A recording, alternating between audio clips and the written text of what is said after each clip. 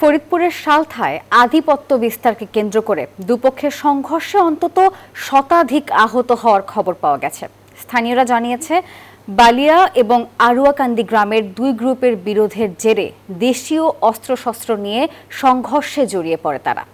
পরে পুলিশ এসে পরিস্থিতি নিয়ন্ত্রণে আনে। খায়রুজ্জামান সোহাগের তথ্য ছবিতে ডেস্ক রিপোর্ট।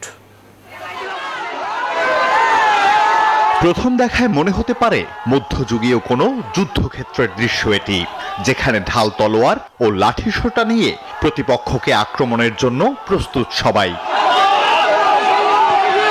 তবে এই দৃশ্য মধ্যযুগীয় সময়ের নয়। শনিবার সকাল 7টা থেকে ফরিদপুরের সালথার বালিয়া ও আরুয়াকান্দি গ্রামের দুই গ্রুপের মধ্যে সংঘর্ষের দৃশ্য এটি, যা চলে প্রায় 5 ঘন্টা ব্যাপী।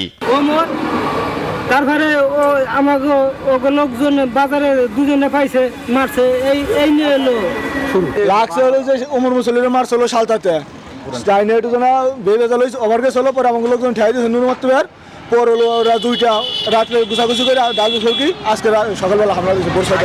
স্থানীয়রা জানান, বালিয়া গ্রামের জাহিদ মাতুব্বর ও খন্দকার আজাদ গ্রুপের সাথে আরুয়াকান্দি গ্রামের নূর মাতুব্বর গ্রুপের দীর্ঘদিন ধরে বিরোধ চলছিল।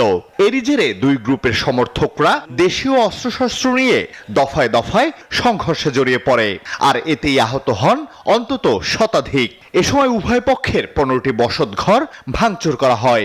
আজাদ খন্দকার, তার নেতৃত্বে জাহিদ মাতুব্বর, তার ভাতিজা, আপন ভাতিজার নেতৃত্বে সে ভিতরে এসে সিসি ক্যামেরার ফুটেজ আছে, সে গরুগুলো নিয়ে যায় এখান থেকে। জাহিদ হুদুহুদি জাহিদ ওই মানুষজন ভাড়া করে না, লোকজন আইনে বাড়ি ঘরে গরু বাছুর ব্যাগ নিয়ে গেছে, মানুষ আমাকে দলের লোকের ব্যাগ মানুষ গরু বাছুর নিয়ে গেছে 10।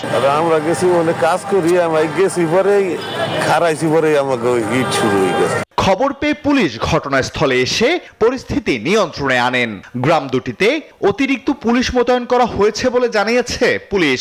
আজাদ এবং জাহিদের গ্রুপ, একটা জাহিদের গ্রুপ আছে, এদের মধ্যে স্থানীয় দলপক্ষকে কেন্দ্র করে সংঘর্ষ হয়। তা সংঘর্ষের পরে আমরা পরিস্থিতি পুলিশ মোতায়েন করি, অতিরিক্ত পুলিশ মোতায়েন করি এবং পরিস্থিতি এখন আমাদের নিয়ন্ত্রণ। এদিকে আহতরা সালথা উপজেলা স্বাস্থ্য কমপ্লেক্স ও ফরিদপুর মেডিকেলে চিকিৎসা নিচ্ছেন। Desk report, news 24।